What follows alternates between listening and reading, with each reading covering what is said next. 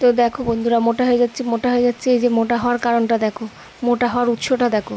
মাঠে গেছি হাঁটতে, মাঠে না ঢুকে বললাম চলো একটু রেস্টুরেন্টে যাই। অবশ্য আমাদের মাসে দুবার করে যাওয়া হয় রেস্টুরেন্টে, আর অন্য অন্য দিন বাজার থেকে কিনে নিয়ে এসে বাড়িতেই টুকটাক খাওয়া দাওয়া হয়।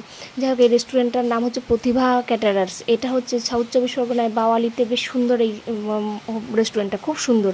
মানে তোমাদের পুরোটা দেখাতে পারলাম না, পুরোটা দারুণ দারুণ দারুণ, মানে এত সুন্দর রেস্টুরেন্ট।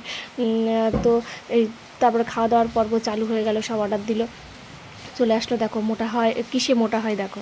পোলাও খেতে ইচ্ছে করলো, পোলাও, চিলি চিকেন, এইসব হ্যাড্ডা ব্যাড্ডা নানান জিনিস। যাই হোক, এবার আমার ছেলে দুটো চাউমিন খাচ্ছে। কী আর বলবো, এই খাওয়া দাওয়ার পর্ব চলছে। তারপরে মাঠে যাওয়ার গল্প হচ্ছে। এবার মাঠের থেকেও ফোন করছিল আমার বান্ধবীরা যে এসো তাড়াতাড়ি মাঠে চলে এসো। আমার বলছে হ্যাঁ একটু দেরি হচ্ছে, মাঠে যেতে আসছি।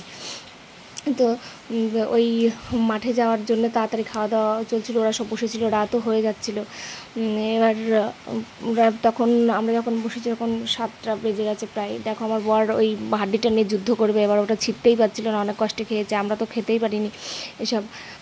এবার তারপর খাওয়া দাওয়ার পর্ব প্রায় শেষ হতে গেল।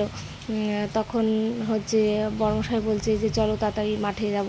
এবার তাড়াতাড়ি খাওয়ার কথা হচ্ছিলো। আমার বড় ছেলেটা কিছু খায় না, তবুও খেলো। যাই হোক, সুস্থ থেকো, ভালো থেকো, টাটা, সবাই ভালো থেকো, সুস্থ থেকো।